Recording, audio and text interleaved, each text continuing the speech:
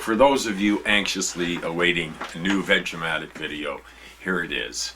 And I'd like to say, first off, thank you to everybody who watched the last one. Thank you very much for coming by. I will try and keep you entertained in the best way I know possible in the worst situation that we've ever known, because there's 100-degree temperature in the Arctic. Well, it's just nature. It's just normal. Just normal, that shit about glaciers and everything. It's just a hoax. Just a hoax. Speaking of hoaxes, has everybody noticed the bots on YouTube lately in the comments? And YouTube is getting really weird about censorship stuff, because I've been leaving comments and actually gone back and checked to see, and the comments are gone, and it's nothing pornographic, obscene, there's nothing hateful, but apparently they don't like me for some reason, and they just disappear my comments lately. So, well, what can you do? It's the algorithm from hell, of course, we're all dealing with. It's just like you cannot find a small channel anymore, because if you go on to the recommended channels, there's no small channels, they're all big ones. Lots of views, lots of advertising money, I would imagine, for the Googleocracy. And speaking of good channels that don't get enough attention, I'd like to draw your attention to a channel I found. I stumbled across it quite by accident, which is how I find the best channels, and it's called Entitled Millennials. And I thought it was kind of a cute title, because old folks are always blaming millennials for, well, you're so entitled. In my day, I had to walk 6 miles with bare feet to school. Now, that sort of shit's been going on for years, I guess. Old people used to do it to us when we were young. Remember being young, you old farts? I do. Anyway, Entitled Millennials is a really good channel, and some well thought out speech, some well thought out position. It gives me hope for the future. There's a little bit of hopium has got to be in there somewhere.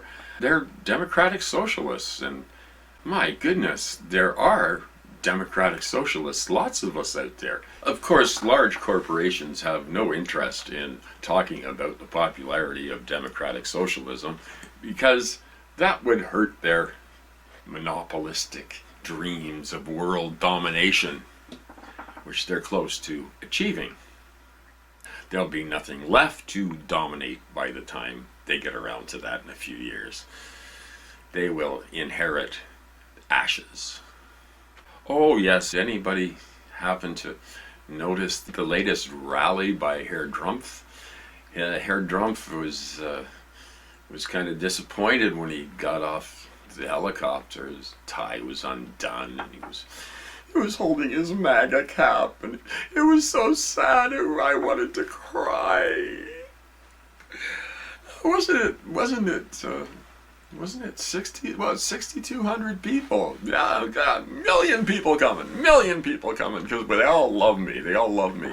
See, that gives me some hope. Not much, right? What's the difference between him and Biden? I guess Biden is a little less fascistic, but completely neoliberal and corporate. So you pick your poison, I guess. And well, you rather be poisoned quickly and thrown into a gulag, or maybe have a few more years before that happens.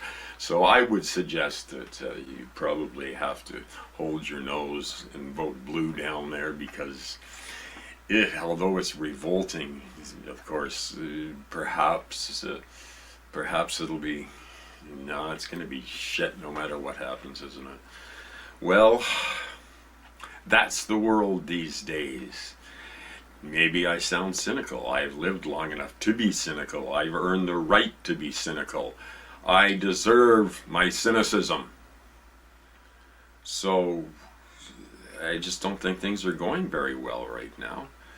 It is nice to see the uprising in the streets. It's happening. It's actually happening. I've thought about this stuff for years, and to see it actually happening and bubbling up and oozing all over America is gratifying to me, except for the strange brown shirt tactics that seem to also go around. I hear Biden wants to fix the police by giving them more money. That ought to do it. Yep, good boy, here you go. And shoot him in the legs. So if you don't want to get shot in the head and would rather get shot in the legs, I guess Joe's your guy. So a lot of you might have been wondering, since you didn't want to spend a buck to see what Hambone's doing, Hambone's having a great time with his new property in upstate New York, and he's building a houseboat. Yes, a houseboat, you heard me right. Oh, I shouldn't do that. It's cruel and unusual. However, for those of you who have been waiting to see Hambone suffer, then this is the video for you. So here's a little clip of Hambone and his houseboat project that is now underway in upstate New York. That's a good 42 inches, right? Yeah, that's fine. See, he's already hitting spring water. Yeah. Zach, move that way. Move that way. Watch your bulbs.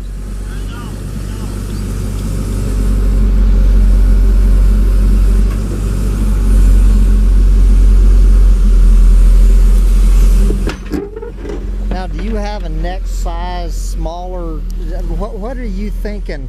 Machine taking those utilities up the hill. This one or one smaller than this?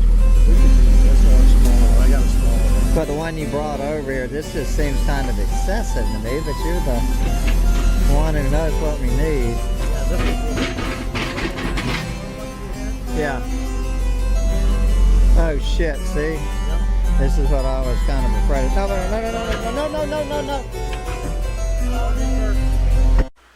So I don't know why I do this, but I get pissed off in the comments section on YouTube sometimes and just shake my head because of the ignorance and the willing ignorance, the not willing to look at the truth. I've actually had some joker say for the 1000th time, well, the Nazi Party was socialist. It stood for National Socialism. So that means that he wasn't a fascist, that he was a socialist. Never mind that he arrested all the leftists and the communists and the socialists. And no, that's not true. So I finally pointed out to this guy that, yeah, it was socialist in the same way that North Korea is democratic.